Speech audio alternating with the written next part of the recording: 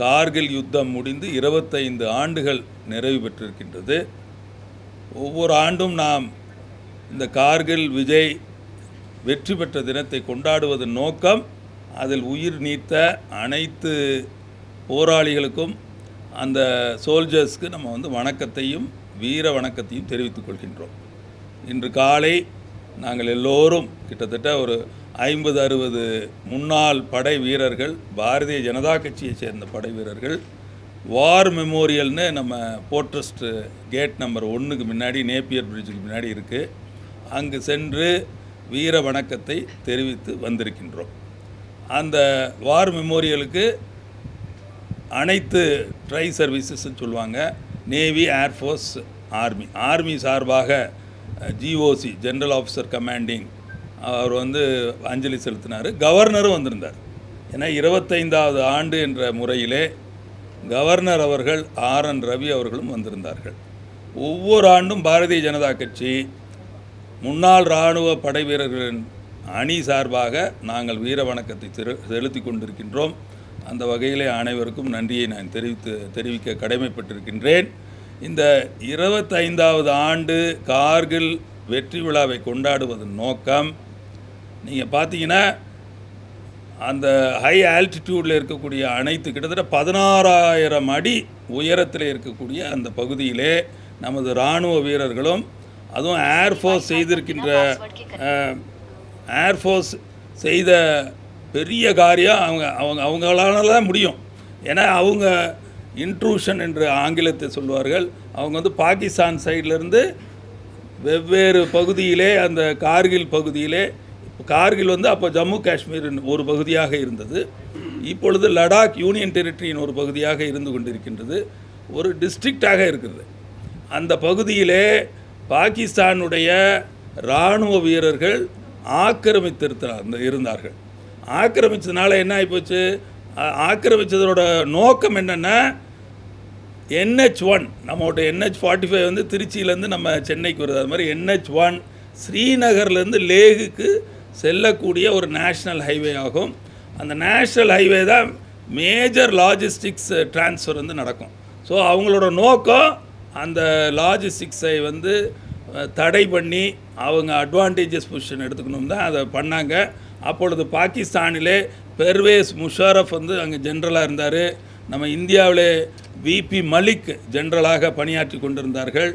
அங்கே நம்ம கார்கில் நாயகனாக இருக்கக்கூடியவர் நம்மளது முன்னாள் பாரதிய ஜனதா கட்சியின் தேசிய ஜனநாயக கூட்டணியின் பிரதம மந்திரியாக இருந்த கார்கில் நாயகர் அடல் பிகாரி வாஜ்பாய் அவர்கள். அவர் தான் இந்த போரை நீங்கள் நடத்துங்கள், நிச்சயமாக வெற்றி பெறுவோம் என்று க்ரீன் சிக்னல், ஏன்னா பார்லிமெண்ட்டோட security council committee green signal கொடுக்கணும், நிச்சயமாக நாம் வெற்றி பெறுவோம் என்று கூறி அவரோட வழிகாட்டுதலின்படி மிக அருமையாக நேர்த்தியாக நமது இராணுவமும் விமானப்படையும் இணைந்து நடத்திய இந்த போரிலே நாம் வெற்றி பெற்றிருக்கின்றோம். இது ஒரு சாதாரண வெற்றி அல்ல. 2 மாதம் 3 வாரங்கள் 2 நாட்கள் நடைபெற்ற இந்த யுத்தத்திலே, இதுக்கு பேர் ஆங்கிலத்திலே ஹை ஆல்டிடியூட் போர், ஹை ஆல்டிடியூட் வார்ஃபேர் என்று கூறுவார்கள். மிக கஷ்டம். அங்கே -45 டிகிரி சென்டிகிரேட் இருக்கக்கூடிய ஒரு பகுதியாகும். நினச்சி பாருங்கள். ஸ்டார்டிங்கில் அது இந்தியா வாஸ் காட், இவங்க இன்ட்ரூஷன் பண்ணுவாங்கன்னு நினச்சி கூட பார்க்கல. பண்ண உடனே நம்ம 2 மாதத்தில் அவங்கள எல்லாரையும் வெளியேற்றி அந்த அனைத்து பகுதிகளையும் நாம் கைப்பற்றி, அது இந்திய திருநாட்டிற்கு சொந்தமான ஒரு பகுதி என்பதனை நாம் நிலைநாட்டி இருக்கின்றோம். அது மட்டுமல்ல, இந்த போரிலே பல அரசியல் நிகழ்வுகள் நடந்திருக்கின்றன. என்ன நிகழ்வுன்னா, நீங்கள் பாகிஸ்தானில் பார்த்தீங்கன்னா பெர்வேஸ் முஷரஃபை நவாஸ் ஷெரீஃப் பிரைம் மினிஸ்டர் இருந்தார் பாகிஸ்தானில். அவர் நவாஸ் ஷெரீஃப் கோர்ட் மார்ஷல் பண்ணணும் பெர்வேஸ் முஷரஃபை, ஏன்னா தவறாக வழி நடத்தி விட்டார் என்ற காரணத்திற்காக கோர்ட் மார்ஷல் செய்வதாக கூறியவுடன் அங்கே என்ன நடக்குது, ஒரு கூ நடக்குது. கூ நடந்து அவர் பெர்வேஸ் முஷரஃப் நவாஸ் ஷெரீஃபை அகற்றிவிட்டு அந்த நாட்டின் பிரதம மந்திரியாக ஆகின்றார்கள். நீங்கள் டிஃபரன்ஸை பார்க்கணும் இந்தியாவுக்கும் பாகிஸ்தானுக்கும். இந்த யுத்தத்தின் காரணமாக பெரிய பொலிட்டிக்கல் சேஞ்சை 2 நாடுகளிலும் ஏற்பட்டிருக்கின்றது. அது மட்டும் இல்லை, இந்தியாவில் என்ன நடந்துச்சு, இந்தியாவிலே அடல் பிகாரி வாஜ்பாய் அவர்கள், நமது பாரதிய ஜனதா கட்சி NDA என்ன நடந்திருக்குன்னா 1999 நடந்த அந்த தேர்தலிலே ஜெனரல் எலெக்ஷனில் 303 இடங்களை கைப்பற்றியது. நீங்கள் பார்க்கணும். அதனால் ஆர்மியும் ஏர்ஃபோர்ஸும் செய்திருக்கின்ற அரிய பெரிய பணிகளை நாம் இந்த தருணத்திலே அவர்களுக்கெல்லாம் வீர வணக்கத்தை செலுத்தி அவர்களுக்கு பாராட்டு தெரிவித்து, அதே போல் அதனால தான் அக்னிவீர் திட்டத்தையும் கொண்டு வந்தாங்க. போன ப்ரெஸ் மீட்டில் ரொம்ப விரிவாக நான் 20 நிமிஷத்துக்கு மேலே நானும் அண்ணனும் உங்களுக்கெல்லாம் சொல்லியிருக்கோம். அக்னிவீர் திட்டத்தில் எப்படி ஒரு இராணுவத்தை ஒரு குறைந்த வயதுள்ள ஒரு இராணுவமாக ஆக்க வேண்டும் என்ற திட்டத்தை நமது பாரத பிரதமர் மோடி அவர்கள் கொண்டு வந்திருக்கின்றார்கள், ராஜ்நாத் அவர்கள் கொண்டு வந்திருக்கின்றார்கள். அதையும் உங்களுக்கு வலியுறுத்தி நாங்கள் கூறியிருக்கின்றோம். அந்த யுத்தத்திலே பல வீரர்கள் 527 வீரர்கள் உயிர் நீத்திருக்கிறார்கள். அந்த 527 பேருக்கும் நாங்கள் அஞ்சலி செலுத்தி விட்டு வந்திருக்கின்றோம். அதில் விக்ரம் பாட்ரா என்ற ஒரு கேப்டன், அவர் தான் இந்த பெப்சியோட ஆடில் தில் மாங்கே மோர் என்ற ஒரு இது இருக்குது, ஒரு ஸ்லோகன். அதுபடி அவர் .5010 அவர் குண்டடிப்பட்டு மிகவும் கஷ்டமான சூழ்நிலையிலே மருத்துவ உதவியோடு அவர் அந்த பகுதியில் இருந்து கொண்டிருந்தார்கள். ஆனால் பாயிண்ட் நம்பர் 4850 என்பது ரொம்ப ஸ்ட்ராட்டஜிக்கான ஒரு பாயிண்ட்டு. இந்த 4850 5010 ஒன்றும் கிடையாது, மீட்டர் கணக்கு. மீட்டரை நீங்கள் 3.281 பெருக்குனீங்கன்னா அடி கணக்கு வந்துடும். ஸோ 4850 நான் என் மீது குண்டு அடிபட்டாலும் பரவாயில்லை, நான் கைப்பற்றுகிறேன் என்று கூறி ஒரு 25 இராணுவ வீரர்கள் சிப்பாயோடு சென்று அந்த பகுதியை அவர் கைப்பற்றி விட்டு அவர்களையெல்லாம் காப்பாற்றிவிட்டு ஒரு சோல்ஜரை காப்பாற்றுவதற்காக அவர் அந்த மறைவிடத்திலேருந்தே வந்ததில் அவர் இன்னொரு குண்டு பாஞ்சு இறந்து போனார். அப்பேற்பட்ட பலிதானங்கள் செய்திருக்கின்றார்கள் நமது இராணுவ வீரர்கள். அவர்களுக்கெல்லாம் நாம் சல்யூட் செய்ய வேண்டும். அது மட்டும் இல்லை, நிறைய பேர் அதற்காக அவருக்கு பாஸ்துமஸாக, அதாவது இறந்த பிறகு கொடுக்கக்கூடிய உயரிய இராணுவ மெடல், அதாவது பரம்வீர் சக்ரா அவருக்கு கொடுக்கப்பட்டது. கிரினேடு தூக்கி போடுவாங்க, தூக்கி போட்டுட்டு அப்புறம் தான் they will rush to the point. அதனால் கிரினேடியர் யோகேந்திர சிங் யாதவ் அவருக்கு பரம்வீர் சக்ரா கொடுக்கப்பட்டிருக்கின்றது. அது மட்டும் இல்லை, மேஜர் அதிகாரி அவர்களுக்கு மகாவீர் சக்கரம் கொடுக்கப்பட்டிருக்கின்றது. கிட்டத்தட்ட 12 உயரிய விருதுகள் கொடுக்கப்பட்டிருக்கின்றது. அந்த மாதிரி உயர்ந்த பலிதானங்கள் செய்திருக்கின்றார்கள் அந்த பகுதியிலே. அந்த குளிரையும் மீறி அந்த உயர்ந்த பகுதியிலே நடந்து செல்வதே கடினமாக இருக்கக்கூடிய பகுதியை, இந்த பகுதியெல்லாம் நாம் காப்பாற்றினதான் நமது இந்தியா ஒன்றிணைந்த பாரதமாக திகழும் என்பதில் எந்த சந்தேகமும் இல்லை. அதை உணர்ந்த மோடி அவர்கள் முந்தானத்து கொடுத்த அந்த பட்ஜெட்டில் பிக்கெஸ்ட் அலோகேஷன் ஃபார் டிஃபென்ஸ் கொடுத்துருக்காங்க. 6.21 lakh crores கொடுத்துருக்காங்க. அதில் 1,02,00,000 கோடி ரூபாய் ஆத்ம நிர்பர் ப்ரோக்ராமுக்கு கொடுத்துருக்காங்க. அப்படின்னா என்ன? ப்ரொக்யூர்மெண்ட் ஆஃப் டிஃபென்ஸ் எக்யூப்மெண்ட்டு, இந்தியாவுக்குள்ளேருந்து தயாரிக்கப்பட்ட பொருள்களை வாங்குவதற்காக 1,00,000 கோடி ரூபாய் கொடுத்துருக்காங்க. அது அப்போ நீங்கள் பார்த்துக்கலாம். இதனால் என்ன ஆகும்? எம்ப்ளாய்மெண்ட் ஜென்ரேட் ஆகும், வேலை வாய்ப்புகள் பெருகும் என்பதற்காக மோடி அவர்களும் நமது மதிப்பிற்கும் மரியாதைக்கும் உரிய நிதியமைச்சர் நிர்மலா சீதாராமன் அவர்கள் 1,02,000 கோடி ரூபாய் உள்நாட்டு டிஃபென்ஸ் பொருட்களை கொள்முதல் செய்வதற்கு ஒதுக்கி இருக்கின்றார்கள். மொத்தத்திலே 1,72,000 கோடி டிஃபென்ஸ் ப்ரொக்யூர்மெண்ட். ஏன்னா ஒரு ஆர்மி செயல்படணும்னா பொருட்கள் வேணும், எக்யூப்மெண்ட் வேணும். போஃபோர்ஸ் கன் அந்த தருணத்திலே மிக உயர்ந்த பணியை செய்திருக்கின்றது. நாம் எப்படி இராணுவ வீரர்களுக்கு நாம் வணக்கம் செலுத்துகின்றோமோ அதே போல் போஃபோர்ஸ் கன்னுக்கு நாம் சல்யூட் செய்யணும். ஏன்னா அந்த போஃபோர்ஸ் கன்னை மூலமாக தான், ஏன்னா அதோட டிஸ்டன்ஸு, அதோட ஸ்ட்ரைக்கிங் ரேஞ்சு அதெல்லாம் பிரமாதமாக இருந்தனால தான் நாம் வெற்றி அடைய முடிந்தது. எனவே இந்த தருணத்திலே நாம் எல்லோரும் இராணுவ வீரர்களுக்கும் அதே போல் விமானப்படை வீரர்களுக்கும் வணக்கத்தை செலுத்திக் கொண்டு, இப்பொழுது அந்த யுத்தத்திலே நேரடியாக பணியாற்றிய எங்களுடைய அணியின் துணைத் தலைவர் திரு வாசுதேவன் அவர்கள் உங்களிடையே சில வார்த்தைகள் கூறுவார். வணக்கம் எல்லாருக்கும். வணக்கம் எல்லாருக்கும். இங்கிட்ட நல்லா இருக்குது சார். வணக்கம் எல்லாருக்கும். நான் டைகர் ஹில் ஏரியாவில் நான் அப்போ பணிபுரிஞ்சிட்டு இருந்தேன் 1999. ஸோ மே மாதம் அந்த மூமெண்ட் ஆரம்பித்து ஜூலை 26 வரலையும் அந்த வார் நடந்துச்சு. அந்த வார் நேரத்தில் பார்த்திங்கன்னா 490 ஆஃபீஸர் ப்ளஸ் ஜவான் நம்ம இழந்திருக்கோம். இருந்தாலும் அந்த வாரம் எல்லாருமே யாருமே அந்த என்ன சொல்லலாம், அந்த யூனிஃபார்ம் போட்டதுக்கப்புறம் அந்த பயம் இதெல்லாம் நாங்கள் பார்த்ததே கிடையாது. குளிர் பயம் எதுவுமே தெரியாது எங்களுக்கு. அது ஒன்லி உணர்வு என்னென்னா எப்படி அந்த பாயிண்ட்ஸை நம்ம பிடிப்போம், அது ஒன்று தான் இதாக இருக்குமே, டார்கெட்டாக இருக்குமே தவிர வேறு எதுவுமே ஒன்லி நாட்டுக்காக. அதுதான் அந்த ஒரு உணர்வு தான் நமக்கு இருந்துச்சு. அதனால தான் நம்ம ஜெயிக்க முடிஞ்சிச்சு. மேலேருந்து அவன் கல்லெடுத்து அடித்தா கூட நம்ம செத்துருவோம். அதே மாதிரி ஹைட்டில் அவங்க இருக்காங்க, நம்ம கீழேருந்து போகிறோம். அந்த இதை நம்மளோட இராணுவம் தான் பண்ண முடியும், வேறு எந்த இராணுவம் பண்ண முடியும். இந்தியன் இராணுவத்துக்கு அந்த ஸ்கில் நமக்கு ஒரு உணர்வு வந்துடும். எப்படி ஏக்தா பார்த்திங்கன்னா இப்போ தமிழ்நாடு கூட நிறையா ஃபண்டு கொடுத்தாங்க அந்த கார்கில் வாருக்கு. அதனால் நம்ம மக்கள் அந்த ஒரு ஏக்தா பார்த்திங்கன்னா நாங்கள் பானிபட்லேருந்து போகும்போது 2 பக்கமும் ரோடு வழியாக எங்களுக்கு கிளாப் பண்ணி எங்களுக்கு மேலே போகிற வரலையும் ஜம்மு வரலையும் எங்களுக்கு கைத்தட்டி மேலே அனுப்புனாங்க. ஸோ அந்த உணர்வு நாட்டு பற்றுங்கிறது 30 டேஸுங்கிறது இதுதான். இந்த 490 பேருக்கு நம்ம சொல்யூட் பண்ணணும். இந்த கார்கில் வார் இதை வருஷம் நம்ம இப்போ நம்ம எப்படி பாரதிய ஜனதா கட்சி எல்லா இடத்துலையும் கொண்டாடுறாங்க, அதேமாதிரி வருஷம் இதை நம்ம நடத்தணும். இது 25வது வருஷம், அதுமாதிரி 50வது வருஷத்தையும் நம்ம நடத்துவோங்கிறத நான் பெருமையோட தாழ்மையோட கேட்டுக்கொள்கிறேன். அனைவருக்கும் என் முதற்கல் வணக்கம். என்னுடைய பேருங்க கேப்டன் சந்திரசேகரன், கோரா பிஎம்இ. ஆமாங்க, முதலில் கேட்கன் தலைவர்களுக்கும் சகோதரிக்கும் நன்றி செலுத்துகிறாங்க எனக்கு வாய்ப்பு கொடுத்ததுக்கு. 1998 99 26 ஜூலை தான் வெற்றி விழா கொண்டாங்க. நான் கார்கில் வாரில் முனாபாத் செக்டர்னாங்க. முனாபாத் செக்டர் கடைசி ரயில்வே ஸ்டேஷன். அப்பொழுது ராஜஸ்தான்லேருந்து ஒரு வண்டி ஃபுல்லாக பால் அனுப்பிச்சாங்க.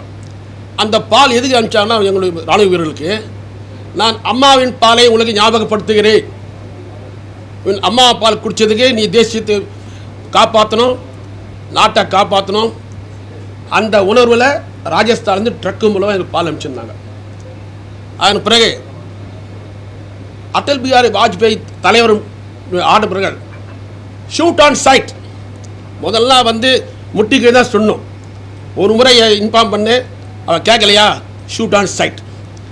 அதன் பிறகு தான் எல்லாமே துணிச்சலாக இதே பாகிஸ்தான் சொல்லுவான், your orders coming from Delhi, my orders coming from பேக்கெட்டுன்னுவான்.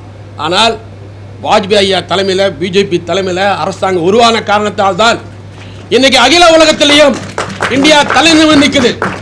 நானே இன்னைக்கு ஓய்வு பெற்றாலும் இன்னைக்கு கூட நான் துடிப்புடன் இருக்கிறேன். ஒரே ஒரு பைசா வாங்க நான் திரும்பவும் ரெடியாக இருக்க போத்துக்கிறான்.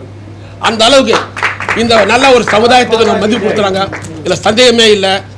கார்கில்ல இறந்தவர்களுக்கு வீர வணக்கம் நான் நன்றி செலுத்தி அனைவருக்கும் பாராட்டு வணக்கம். பாரத் மாதா கி ஜெய். ரொம்ப உணர்வுபூர்வமாக அவங்க சொன்னாங்க. பால் அனுப்புறது மிலிட்ரிக்கு, நீங்கள் தேசியத்தில் இந்த தேசத்தில் உங்கள் தாய்மார்கிட்ட குடித்த தாய்ப்பாலை ஞாபகம் வச்சுக்கோங்க, அப்போ தாய்நாடை ஞாபகம் வச்சுக்கன்னு சொல்லி அனுப்பியிருக்காங்க. பாகிஸ்தான் எவ்வளோ ரவுடித்தனமான மிலிட்ரிங்கிறத சொன்னார். எங்கள் ஆர்டர் எங்கள் பாக்கெட்டில் இருக்குது, உங்கள் ஆர்டர் டெல்லியிலேருந்து வரணுன்னு. அப்போ பிஎம் ரொம்ப ஸ்ட்ராங்காக ஆர்டர் கொடுத்ததுனால தான் நம்ம அதில் வெற்றி பெற முடிஞ்சது அப்படிங்கிறத சொன்னாங்க. அவர் வாசுதேவன் சொன்னது ரொம்ப அழகு. அவங்க பானிபட்லேருந்து போகிற தூரம் எடுத்தாலும் அங்கேருந்து ஒரு 1000 கிலோமீட்டர் போகிறாங்கன்னா போகிற வழியெல்லாம் கைதட்டி நம்ம மிலிட்ரி போருக்கு போகிறாங்க அப்படிங்கிற 2 பக்கம் மக்கள் நின்று கைதட்டி அனுப்புறது, அந்த காட்சியை நம்ம கற்பனை பண்ணோம்னா எந்த அளவுக்கு ஒரு பெருமிதமும் அந்த தியாகமும் நமக்கு புரியும் நினைக்கிறேன். 1 rank 1 பென்ஷன் 53,000 crores கொடுத்துருக்காங்க. அது ஒரு பெரிய சாதனை. அது ஒரு வேகம் கொடுக்குது. நம்ம இராணுவத்தில் சேர்ந்து வேலை பார்க்க வேண்டும் என்ற ஒரு உத்வேகத்தை இளைஞர்களுக்கு கொடுத்து கொண்டிருக்கின்றது. அதற்கு பாரதிய ஜனதா கட்சி தலைமையிலே நடந்து கொண்டிருக்கின்ற மோடி அவர்களின் ஆட்சிக்கு நன்றி செலுத்துவதிலே நாங்கள் கடமைப்பட்டோம். ஆனால் எக்ஸரிஸ்வன் அணி என்ற முறையிலே ஓஆர்ஓபிக்கு அருமையான, அதாவது 82 ரிட்டையர் ஆகிருப்பாங்க. 2016க்கு முன்னாடி 3000 ரூபா தான் பென்ஷன் இருக்கும். ஆனால் இப்போ 30,000 ரூபா. யோசிச்சு பாருங்கள். So life has become very good ex servicemen. இந்த சலுகைக்காக முன்னாள் இராணுவ வீரர்கள் ஏறத்தாழ 30 ஆண்டுகளாக போராடிட்டு இருந்தாங்க. எந்த கவர்மெண்ட்டும் செய்யாததை பாரத பிரதமர் நரேந்திர மோடி அவர்கள் கொண்டு வந்தாங்க, சாதிச்சாங்க. வேறு ஏதாவது கொஸ்டின் இருக்கா? இல்லை, இப்போ 527 பேர் இறந்துருக்காங்க, உயிர் தியாகம் பண்ணிருக்காங்க. அதுல தமிழர்கள் எவ்வளவு பேர் இருந்தாங்க? அவங்களோட குடும்பத்துக்கு ஏதாவது உதவிகள் தேவையா? ஏன்னா சாய்நாத்துங்கிற ஒரு குரூப் கேப்டன் வந்து இப்போ அங்கே போர் நினைவுல அவங்களுக்கு உதவி செய்யணும்னு சொல்லியிருக்காங்க. இல்லை அந்த மாதிரி ஏதாவது அவங்களுக்கு தேவை? இராணுவத்தில் கரெக்ட் தமிழர்கள் எவ்வளோன்னு எனக்கு கணக்கு தெரியாது.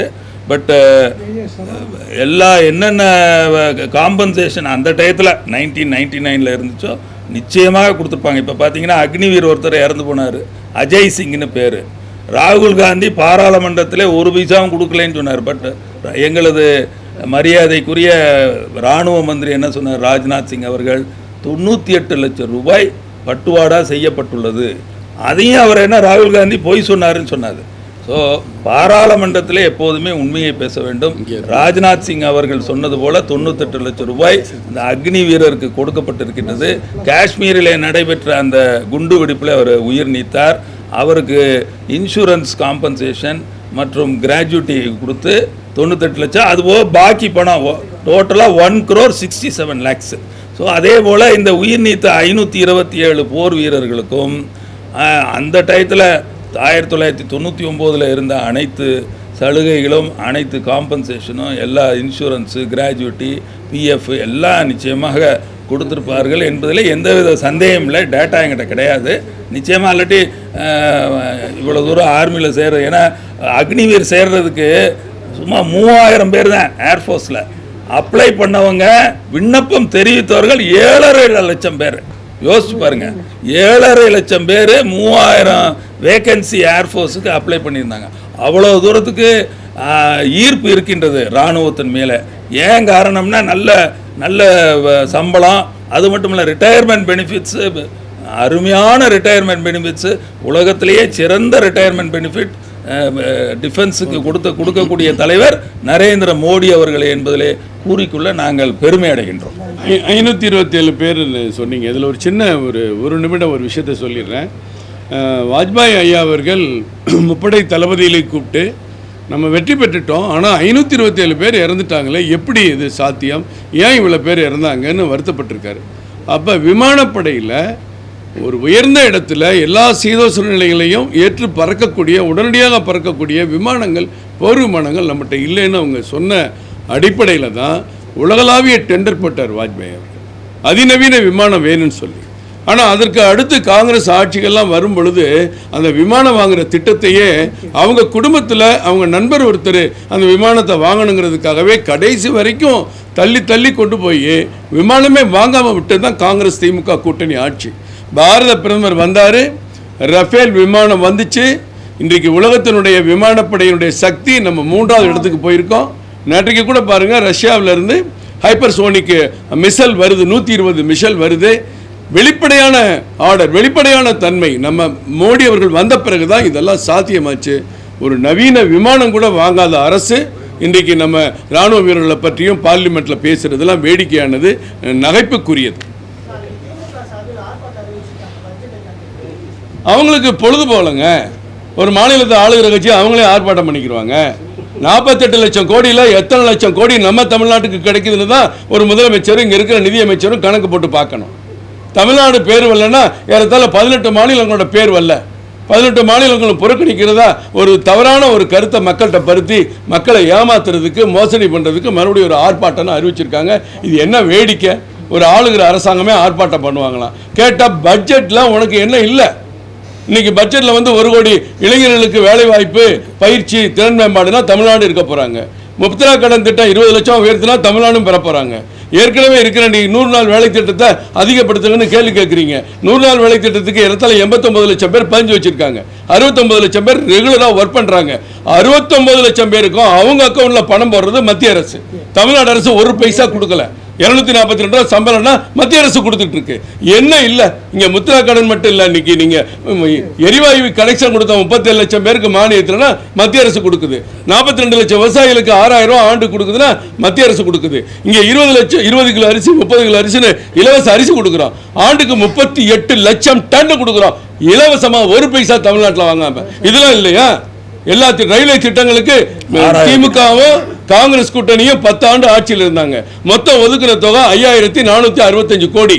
ஆனால் பிஜேபி ஆட்சி மோடியோட கவர்மெண்ட் வந்து கடந்த 23க்கு முன்னாடி வரைக்கும் Tamil Nadu section, not southern railway, தமிழ்நாடுக்கு மட்டும் 22,600 கோடி கொடுத்துருக்கோம். இந்த ஆண்டு 6,342 கோடி இன்னைக்கு நம்ம ரயில்வே துறை அமைச்சர் அறிவிச்சிருக்கிறாரு. அப்போ 28,400 கோடி கொடுத்துருக்கோம். எல்லாத்தையும் இல்லைன்னு போய் சொல்லி மக்களை ஏமாற்றி உங்கள் ஏமாத்து நாடகத்தை பெருசாக காட்டுறதுக்காக மீடியாவில் காட்டுவீங்க, பேப்பரில் போடுவீங்க, ஆர்ப்பாட்டம் பண்ணால் இன்னும் பெருசாகும்ல. நிதி ஆயோக் கூட்டத்துக்கு போக முடியாத முதலமைச்சர் ஏன்னா இப்போ தான் புறக்கணிக்கிறாங்கிறாரு. 2 வருஷமாக அவர் போகலை. நிதி ஆயோக்களும் என்ன, எல்லா மாநில முதலமைச்சர்களும் ஒன்றா உட்காந்து பேசுகிற இடம். அங்கே அரசியலுக்கு வேலை இல்லை. எல்லா மாநிலத்தினுடைய நிதி அமைச்சரும் உட்காரணும், நிதித்துறை அதிகாரிகளும் உட்காரணும். அடுத்த இந்த ஓராண்டுக்கு உங்கள் மாநிலத்துக்கு என்னெல்லாம் நடந்துகிட்டு இருக்கு, என்ன வேணும், என்னென்ன திட்டம் கொண்டு வர போறீங்க எல்லாம் பேசக்கூடிய இடத்தை புறக்கணிக்கிற ஒரு முதலமைச்சர் தமிழ்நாட்டுக்கு வேணுமா? இது மக்களை ஏமாத்துற போராட்டம்.